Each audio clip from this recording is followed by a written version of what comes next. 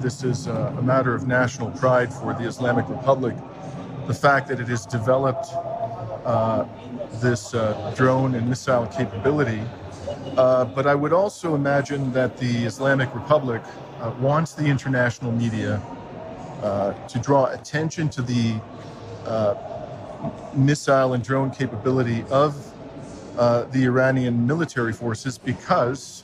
the country is under threat by the United States and Israel, and as we have seen over the decades, and particularly during the past 18 months,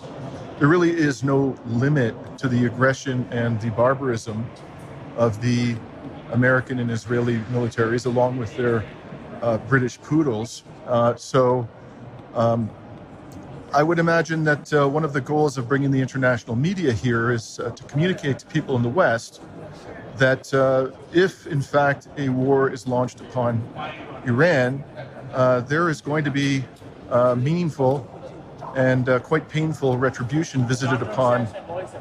the military forces that are engaged or called upon to strike Iran.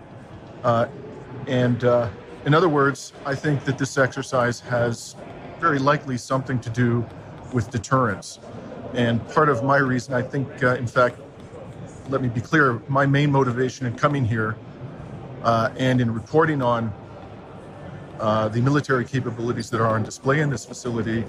are to help our fellow citizens in the West understand that a war on Iran would be extraordinarily destructive. This is not a country whose military capabilities are limited to those of an insurgent force, like, for example, the Taliban militants that the NATO military fought unsuccessfully in 20 years of brutal warfare. And if NATO was unable to subdue the Taliban, who had little more than Soviet-era small arms, it would be quite foolish of us to assume in the West, when we're weighing up the actions of our government with respect to the Islamic Republic, that Western militaries would be able to defeat the Islamic Republic. Even more foolish to assume that that could be done without very considerable casualties being sustained by the Western side.